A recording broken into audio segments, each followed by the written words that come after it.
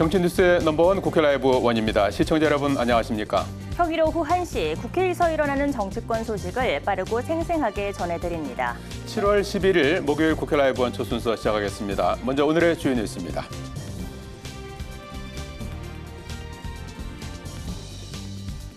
국회 행정안전위원회가 해병대원 순직 사건을 수사한 경북경찰청 등을 상대로 수사 결과를 보고받았습니다. 임성근 전 해병대 사단장 불송치 결정과 관련해 민주당은 봐주기 수사라고 비판했고 국민의힘은 정쟁용 공세라고 맞받았습니다. 국민의힘이 저출생과 고령화를 대비하는 전담부처로 인구전략기획부를 신설하는 내용의 정부조직법 개정안을 당론으로 발의하고 야당의 협조를 촉구했습니다. 더불어민주당이 오후에 의원총회를 열어 노란봉투법과 방송법, 전세사기 특별법 등 여야 이견이 큰 법안들을 당론으로 채택하고 입법 속도전에 나설 예정입니다. 국민의힘 당권 주자들이 오늘 오후 2차 TV토론으로 격돌합니다. 더불어민주당 대표 경선은 이재명, 김두관, 김지수 후보 간 3파전으로 치러집니다. 네, 오전에 국회 행정안전위원회가 해병대원 순직 사건을 수사한 경북경찰청의 업무 보고를 받았습니다. 여야는 경찰의 수사심의위원회 명단 비공개 문제와 임성근 전 해병대 사단장을 불송치한 결정을 두고 공방을 벌였습니다.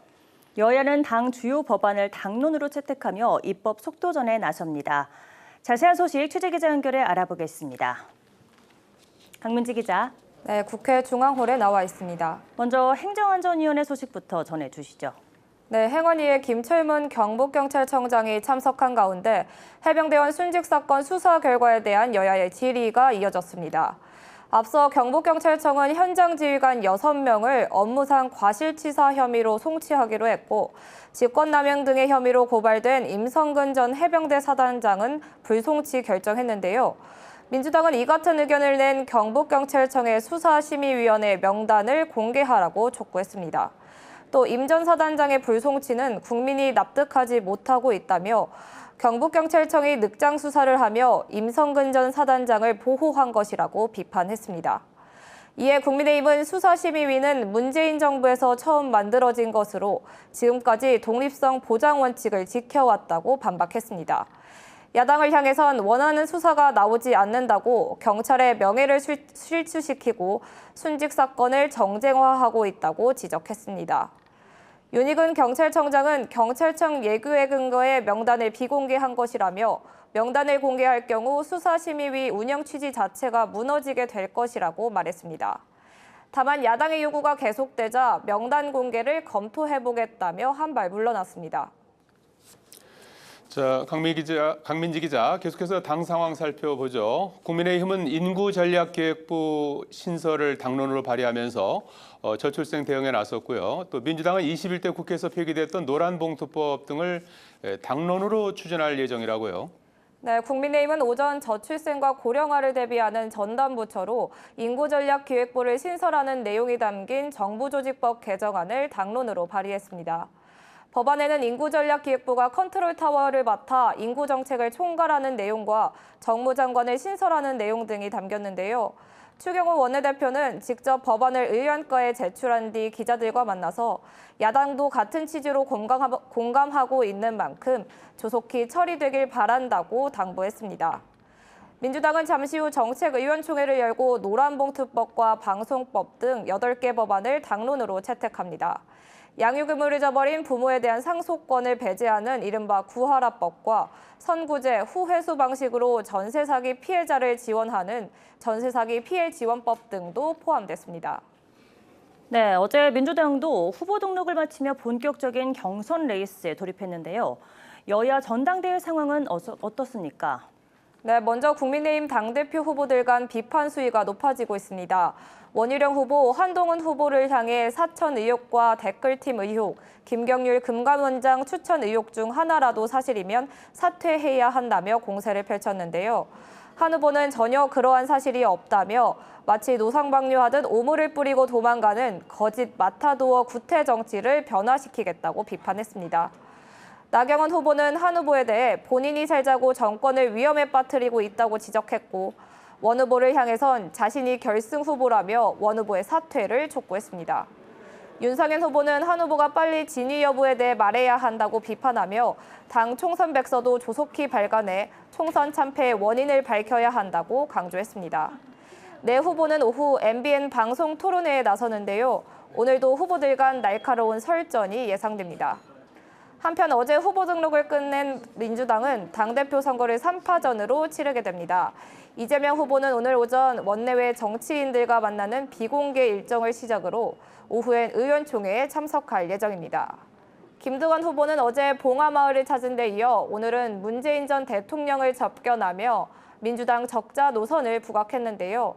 이재명 후보를 향해선 최고위원 후보 전원이 이재명 후보와의 친분을 강조하고 있는 것이 제왕적 대표를 방증하는 것이라고 지적했습니다.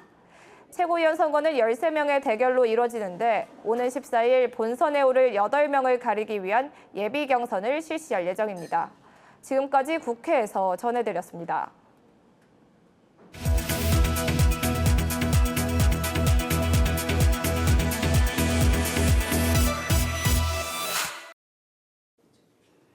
국민의힘이 민주당에서 추진하는 윤 대통령 탄핵 청문회에 대해 명백한 위법이라며 헌법재판소에 권한쟁의 심판을 청구할 계획이라고 밝혔습니다.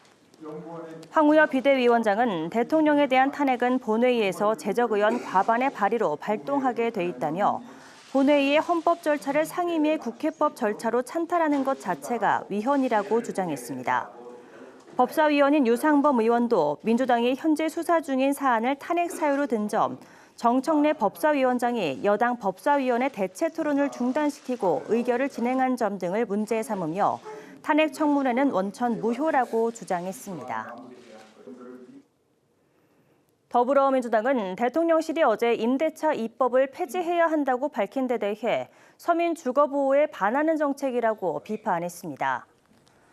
진성준 정책위 의장은 정책조정회의에서 전셋값이 오르는 책임을 임대차법에 씌우려 한다고 주장했습니다.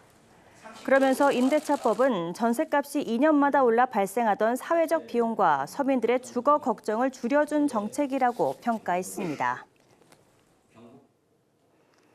조국혁신당은 윤석열 대통령이 해병대원 특검법을 거부한 것은 탄핵 사유에 해당한다고 밝혔습니다.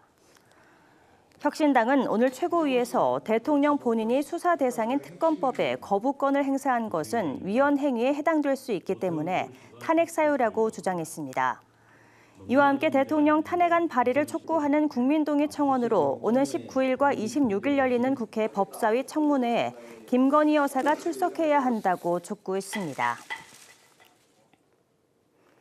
국회 인사청문특별위원회가 노경필, 박영재, 이수견 대법관 후보자에 대한 인사청문회를 오는 22일과 24일 그리고 25일에 각각 개최합니다. 인사청문특위는 오는 16일 첫 회의를 열어 위원장과 간사를 선임하고 이 같은 내용의 인사청문회 실시 계획서를 채택할 계획입니다. 특위위원장은 박범계 더불어민주당 의원이, 여야 간사는 유상범 국민의힘 의원과 허영 민주당 의원이 각각 맡을 예정입니다.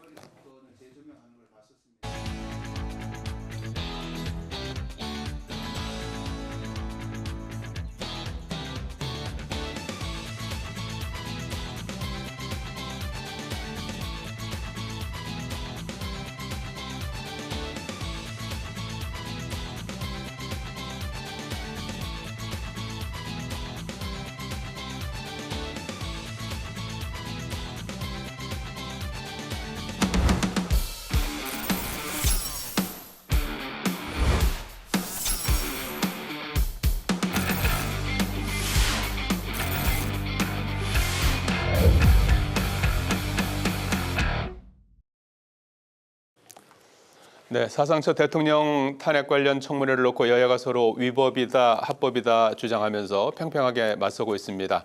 민심 수렴 창구의 상징적인 의미가 강했던 국회 청원이 현실화 수준을 밟게 되면서 법률적인 효력에 대한 해석이 크게 엇갈리고 있는 건데요. 정정당당 탄핵 위법성 공방을 비롯해서 여야 전대 상황 등 정치권 현안 살펴보겠습니다. 진수희, 김유정 전 국회의원 모셨습니다. 안녕하십니까? 네, 안녕하세요. 네. 자, 오전에 있었던 국회 행안위 상황부터 좀 살펴봐야 될 것 같아요. 오늘 행안위 전체위에서는 이번 주 월요일에 있었던 경북경찰청의 해병대원 순직 사건과 관련한 수사 결과 발표가 있었지 않습니까? 6명을 송치하고 임성근 전 사단장은 불송치하기로 한 그 결정이 있었는데 이와 관련해서 이제 질의가 많이 쏟아졌는데 대체로 뭐 왜 1년까지 이렇게 수사가 이렇게 길어졌느냐, 그리고 그 송치 불송치 결정을 하는데 결정적인 그 역할을 했던 수사심의위원회 이게 아주 크게 이제 도마 위에 올라서 오후에는 한번 그 명단을 좀 공개해달라고 한 요구에 대해서 검토해보겠다까지 이제 오전에 끝난 상황이에요. 수사심의위원회가 왜 이게 저 공방을 벌일 수 있는 소재가 되는 겁니까? 글쎄 수사심의위원회는 원래 네. 이제 외부 위원들도 많이 참여하는 네. 그 사안에 관해 전문성을 가진 외부 위원들이 많이 참여하는 위원회인데, 예.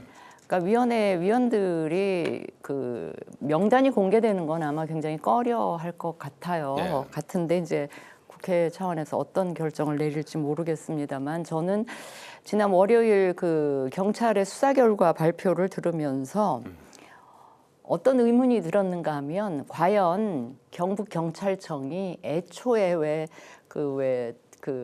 이첩 보류해가지고 다시 회수해갔잖아요. 예. 회수하지 않고 그냥 그 당시에 경찰청에서 수사를 했더라도 같은 결론이 나왔을까 하는 게 이제 궁금해졌고요. 예. 그 다음에 과연 이 수사 결과가 지금 진행되고 있는 공수처의 수사 결과에 어떤 영향을 줄까? 혹시 뭔가 가이드라인으로 될까? 뭐 그것도 앞으로 제가 지켜봐야 되겠다는 생각을 했고요. 저는 이 지점에서 이제 이 결과를 놓고 야권을 중심으로 또 많은 국민들 사이에서는 결국은 특검이 필요하구나, 예. 필요하겠다라는 여론이 더 높아질 것 같은 생각이 드는데 예. 저는 이 지점에서 제가 민주당 쪽에 반문을 하고 싶은데 이러고도 예. 경찰의 이런 수사 결과를 보고도 과연 민주당이 최근에 왜 검수완박 뭐 시즌 2를 예. 추진하겠다고 하는 이 민주당 쪽에 이러고도 검찰이 가진 수사권을 완전히 박탈해서 그 온전하게 경찰에 주겠다는 생각을 아직도 유지하고 있는지를 좀 반문하고 싶습니다. 예. 그러니까 지수 의원님 거기서 말씀은 답변하시겠습니까? 네, 예. 말씀은 이제 네.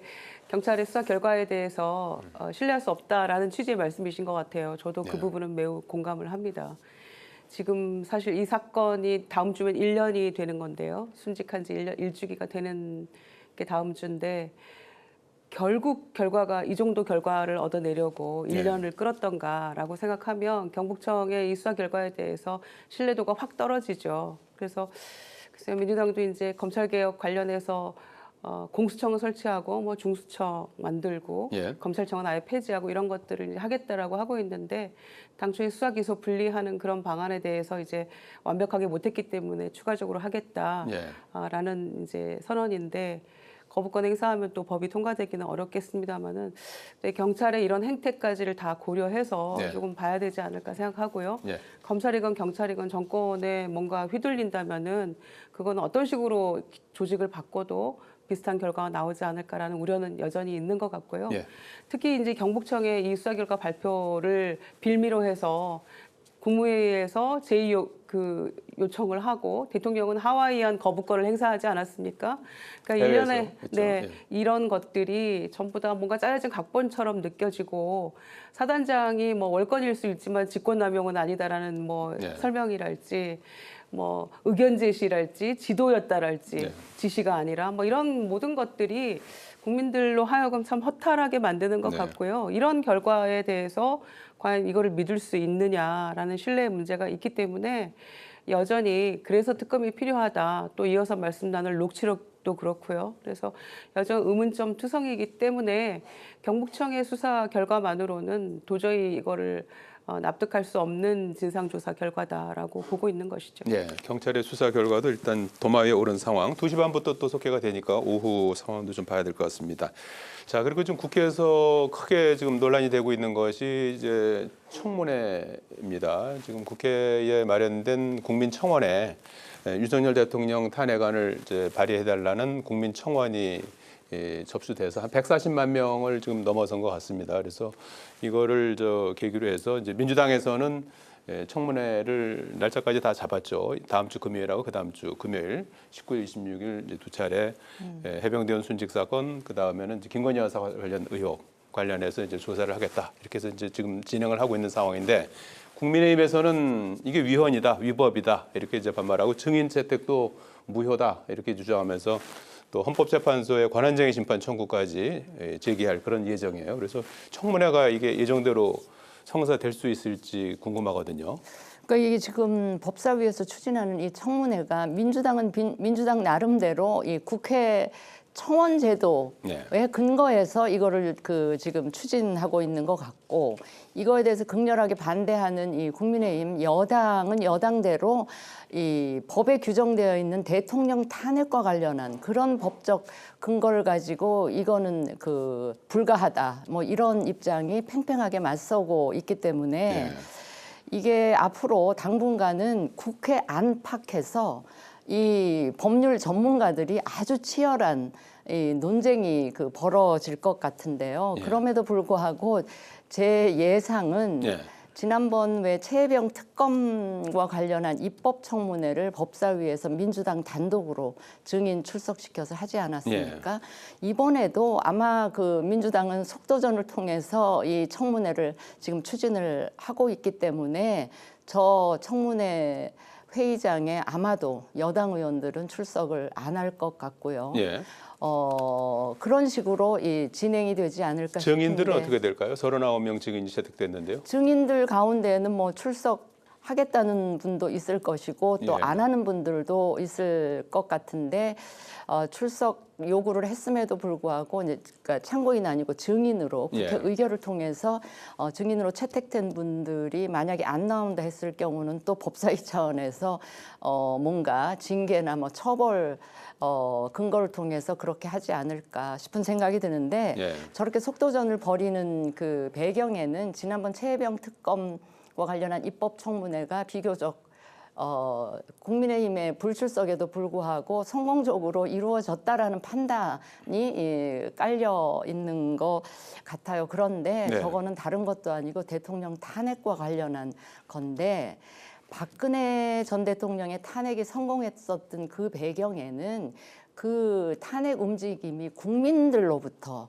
비롯이 됐기 때문에 나중에 이제 정치권이 거기에 얹혀진 그런 과정을 겪었기 때문에 그게 결국은 탄핵으로 귀결이 됐지만, 이게 지금 제가 보기에는 이 지지율, 정당 지지율 불과 30% 초중반에 머무르고 있는 저 민주당이, 물론 이제 국회 180석 가까운 의석을 보유하고는 있습니다만 국민들 지지율이 그 정도 되는 민주당이 이거를 주도권을 가지고 이 대통령 탄핵을 추진한다.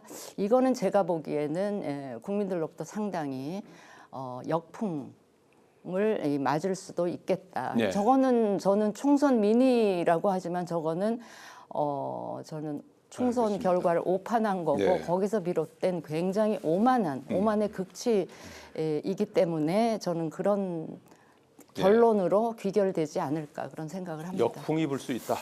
여기에 대해서 어떻게 보십니까? 우선은 국민청원은 뭐 헌법 26조에 근거가 있고요. 그래서 뭐 위헌이다 이런 얘기는 조금 맞지 않는 것 같습니다. 다만 이제 국회법에 근거한 국민청원임에도 불구하고 과거에는 뭐 이렇게 그 청원 심사 소위 정도에서 하고 그냥 이렇게 마무리가 됐던 것에 비하면 전체 회의를 열어서 이런 청문회 형태로 한다는 거 전례가 없던 일이기 때문에 생소하게 느껴질 수도 있고, 또 그 부분을 가지고 이제 국민의힘은 문제 제기를 하고 있지만 국회법 절차적으로는 아무 문제는 없어요. 사실 이걸 해도 뭐 절차 따라 하는 건데, 그래서 뭐 국회법에 생기를 불어넣겠다라고 법사위원장도 얘기를 하고 있는 것인데, 권한쟁의 심판 청구해도 19일하고 26일 청문회 끝난 다음에는 아마 결과가 나올 겁니다. 다만 뭐 이거 연중 무휴로 청문회할 수도 있다 뭐 이런 얘기도 하던데 그거는 과유불급이라고 생각하고요. 예. 다만 19일은 이제 그 최혜병 특검법 관련된 거고 26일 날이 이제 김건희 여사 특검법 주가 조작 관련된 것들인데 일단 여기를 한번 해보고 나서 판단할 문제고 또 국민청원과 관련해서 그 상임위에서 뭔가 청문회를 연다고 해서 이게 곧장 탄핵 절차로 가는 건 아니거든요. 예. 그거는 뭐 절반의 야당에서는 그렇죠. 지금 자막에 나와 있지만 이제 탄핵 청문회가 아니라 탄핵 청원 청문회다. 그렇죠. 네, 탄핵을 하는 절차가 아니고 예. 탄핵 청원이 이루어졌으니까 그와 관련한 그렇죠. 청문회다 이렇게 예. 이제 설명을 바로 그 했어요. 말씀이죠. 그러니까 탄핵 절차가 아니고 청원과 관련된 청문 네. 절차를 거치는 것이고 만약에 실제로 뭐 탄핵 발의를 해서 하는 거는 본회의에서 그 200명이 네. 찬성을 해야 되는 거잖아요. 그러니까 이 정도는 과거에 없던 생소한 것이라고 해서 뭐 위법이다 이렇게 갈 수는 없는 거고 또 더군다나 국회에서 국민청원이 140만 명, 또 다음 주 한 열흘 더 남았거든요, 기한이. 그러면은 아마 훨씬 더 늘어날 텐데 이 정도 국민적 관심사안에 대해서 청문회 한번 여는 걸 가지고 권한적인 심판 뭐 청구까지 운운하면서 위헌이다 하는 것은 좀 과도한 반응이라고 생각하고요. 입법 청문회에서도 마찬가지였습니다만은 아마 안 들어오면 국민의힘이 손해일 거예요. 민주당이 혼자서 그냥 야당이 단독으로 했기 때문에 예. 어떤 의미에서는 일살천리로 이루어진 측면이 있고 그래서 화들짝 놀라서 원구성하고 들어온 거잖아요. 그래서 아마 같이 참여하는 게 나을 거다라는 생각입니다. 네, 탄핵 청원 청문회 성사 여부 한번 또 보도록 하겠습니다. 자, 지금 그 문자 그 도이치모터스 주가 조작 사건 공범이죠.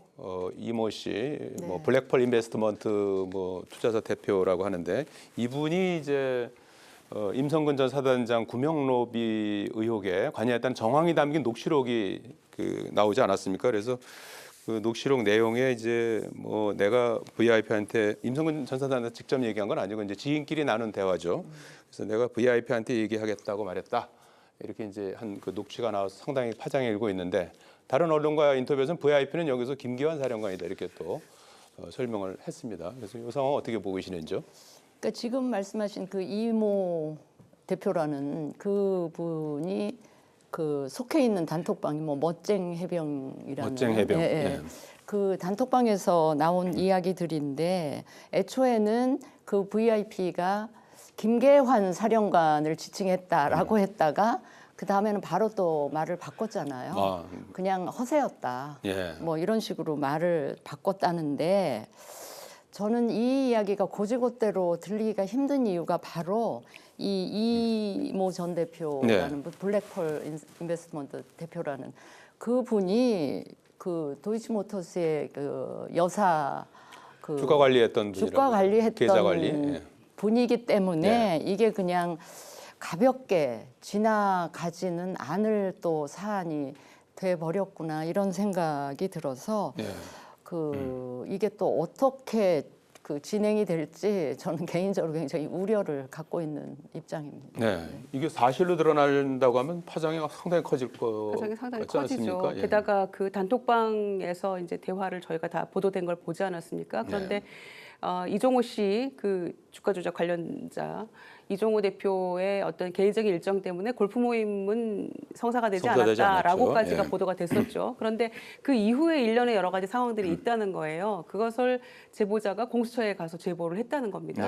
그래서 저희는 이제 공수처가 뭐 발표를 하든지 뭔가 후속 보도를 좀 지켜봐야 될 것 같고요. 그 점에 있어서는. 그리고 임성근이라고 이렇게 이름을 지칭하는 정도의 답변을 하던데 녹취록을 들어보니까 투스타에게는 임성근이라고 얘기하고 여기서 VIP는 별 3개인 해병대 사령관이다라는 게 앞뒤가 안 맞지 않습니까? 그래서 이거 하나만 봐도 이건 도저히 뭐 설득력이 떨어진다라고 생각하고 이게 작년 8월 9일 통화였는데 또 올 3월 통화에는 아우 복잡하게 내가 괜히 개입했어 이런 또 얘기까지 하지 않습니까? 그러니까 이런 것들에 대한 강제 수사가 공수처를 통해서 이루어져야 되고요.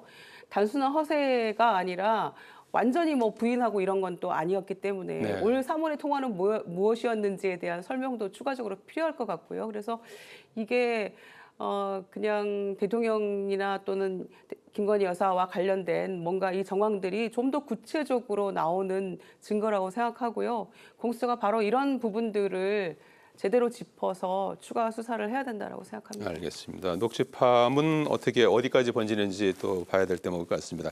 지금 국민의힘 전당대회가 23일이면 오늘로 이제 12일 남았고 실제 투표가 뭐 19일부터 한다면서요. 네. 그럼 뭐 8일 정도밖에 남지 않았는데 최근에 나오는 여론조사를 보면 한동훈 후보가 그러니까 이제 김건희 여사 문자 논란이 이제 불거진 이후에 나온 첫 여론조사가 이제 오늘 아침에 나왔는데 대체로 그냥 뭐 별로 영향을 주지 않은 걸로 이렇게 나타나고 있어요. 네. 그래서 이대로 물론 당원 투표가 80이고 이제 일반 여론조사가 20이기 때문에 일반 20%의 이제 어떤 그 유의미한 그런 여론조사라고 볼 수 있고 80%는 당원인이니까 좀 한계가 있죠. 그대로 같이 보기에는 어떻게 예상하십니까? 제 경험에 따르면 네. 대부분의 선거에서 공식 선거운동 시작되기 전에 이미 저는 많은 결과가 정해진 후에 이게 시작이 되는 것 같아서 지금 이제 선거운동 시작되고 나서 저 문자 파동 이런 네거티브에도 불구하고 결국은 이 표심은 저는 흔들리지 않고 결국은 결과는 애초에 예상했던 결과와 그렇게 크게 다르지 않겠다는 이 지금 예상을 하고 있고요. 특히 이 네거티브 선거전이라는 게 공식 선거운동 들어가기 한참 전에는 네거티브가 먹힐 수도 있어요. 그런데 법적인 공식 선거운동 들어가고 나서 그 전개되는 그 네거티브는 오히려 역풍을 만들어내고 그 소위 피해자라고 보이는 후보 지지자들을 결집하는 효과로 작용하지 이게 그 후보에게 뭐라 그럴까 그 피해 치명타가 되지는 않는 게 이제까지 제 그 선거 경험이기 때문에 이번에도 아마 사실 어대한이라고 하면서 시작된 전대여서 결국 결론도 애초에 그 예상에 그렇게 크게 빗나가지 않는 결과가 나오지 않을까 싶고요. 아마 오늘인가 발표된 그 여론조사 앵커가 저기 언급하신 그것도 보면 오히려 그 한동훈 후보가 지지율이 조금 올라가면 올라가지 내려오지는 않은 것 같은 그런 그 느낌이 듭니다. 예, 지금 말씀하신 여론조사는 YTN이 엠브레인 퍼블릭에 의해서 지난 7일, 8일 18세 이상 남녀 2,003명을 대상으로 한 여론조사고요. 자, 그러면은 지금 프레임으로 보면은 한쪽에서는 이게 이제 당무 개입이다 이렇게 이제 한동훈 후보 쪽에서 이제 그렇게 이제 프레임을 그렇게 보고 있는 거고 한쪽에서는 이게 뭐 정무 감각이 좀 정무적인 판단 오류가 아니냐. 그 당시에 뭐 그걸 이제 사과를 하고 안 하고를 떠나서 왜 여사 문자를 갖다 이렇게 무시한 거는 좀 문제가 있지 않냐 이런 건데 별로 결과적으로는 이제 먹히지 않은 것 같아요. 네, 결과적으로 크게 타격감이 없는 것 같고요. 한동훈 후보에게 뭔가 데미지를 주기 위한 그런 시도였으나 실패한 것 같아요. 더군다나 진중권 교수와의 그 여사와의 통화를 밝히지 않았습니까? 그때 당시 뭐 하려고 했는데 하도 주변에서 말려가지고 그럼 말렸던 사람들은 친윤일 텐데 지금은 한동훈 후보에게 책임을 뒤집어 씌우고 있잖아요. 문자에 답을 안 했기 때문에 사과를 못해서 우리가 선거 참패한 거다. 이런 식으로 됐기 때문에 결론적으로는 타격감을 주려고 했고 원희룡 후보도 뭐 본인은 아니라고 하지만 용산발 후보라고 생각을 국민들은 하고 있는데 뭐 마타도 하다가 갑자기 1차 토론회에서는 또 뭐 민생 얘기하다가 뭐 이런 식의 그 우왕좌왕하는 모습이 오히려 한동훈 후보를 도와주고 있다 이렇게 생각하고요. 이러나 저러나 김건희 여사는 방미 후에 돌아오신 다음에는 사과를 꼭 하십시오. 수사도 받으시고. 알겠습니다. 자, 이재명 대표가 어제 연임 도전에 나서면서 먹사니즘 강조했습니다. 민생에 이제 방점을 찍어서 그러기 위해서 이제 성장을 해야 된다 이런 부분을 강조해서 이게 이제 약간 이제 오른쪽 어젠다 아니냐, 이제 우클릭한 게 아니냐, 뭐 이제 이런 지적이 나오고 있는데 그래서 관련된 뭐 구체적으로 뭐 종부세 관련해서도 뭐 유연함을 보여줬고 금투세는 뭐 유예할 것 같은 그런 발언도 나왔는데 앞으로 그렇게 갈 것 같습니까? 어떻게 보시는지? 근데 저는 저 상황을 보면서 민주당과 이재명 뭐라고 불러드려야 될지를 모르겠네요. 당대표 출마 선언하신 거죠. 이재명 후보 하고 사이에 역할 분담을 지금 하겠다라는 이 의지의 표현 같아요. 이 당은 민주당은 강력한 대여 투쟁 네. 그리고 그 이재명 지금 전 당대표의 온갖 사법 리스크에 대한 방탄을 위한 굳은 일을 전담하고 네. 그다음에 이제 이재명 앞으로 민주당의 명실상부한 그 대권 후보죠. 예. 대권 후보는 민생과 국가 비전에 이제 그 역점을 두고 올인한다는 그런 이미지 관리, 대선 후보로서 이미지 관리에 그 올인하도록 하고 당은 온갖 굳은 일, 방탄이든 대여 투쟁이든 온갖 투트랙 전략이군요. 예, 굳은 일을 하겠다는 투트랙 역할 분담 차원으로 저렇게 이제 하는 것 같은데 과연 국민들이 당과 이재명을 분리해서 저렇게 생각할 것인지 저는 좀 보겠습니다. 네, 투트랙 전략 맞습니까? 그렇더라도 이제 3인 후보가 네. 대표 후보로 나왔는데요. 뭐 결과는 사실 뭐 따놓은 당상이라고 생각하고요. 네. 그래서 아마 좀 멀리 크게 보는 그런 출사표를 던졌다고 생각하고 뭐 금투세나 종부세 관련한 이야기들은 조금 중도 외연 확장의 차원에서 그런 얘기를 꺼낸 거 아닌가 싶어요. 연금 개혁도 우리가 다 수용했는데 오히려 여당이 반대해서 지난번에 통과를 못한 것처럼요. 그래서 네. 아마 그런 중도 표심을 향한 그런 속내를 보인 출사표가 아니었나 생각하고요. 다만 종부세 같은 경우에는 어떤 우리 당의 정체성을 아예 흔들어버리는 정도의 그것까지 나아갈지는 좀 지켜봐야 될 문제입니다만은 뭐 국민들이 원한다면 일정 정도 조정하는 거는 필요하지 않을까 생각하고요. 뭐 그런 정도 할 수 있는 얘기 아니었나 생각합니다. 예. 이재명 대표가 띄운 먹사니즘 앞으로 표심에 또 어떤 영향을 줄지 보겠습니다. 여기까지 듣겠습니다. 고맙습니다. 고맙습니다. 정정당당 진수희 김효정 전 국회의원과 함께했습니다. 시청해주신 여러분 고맙습니다.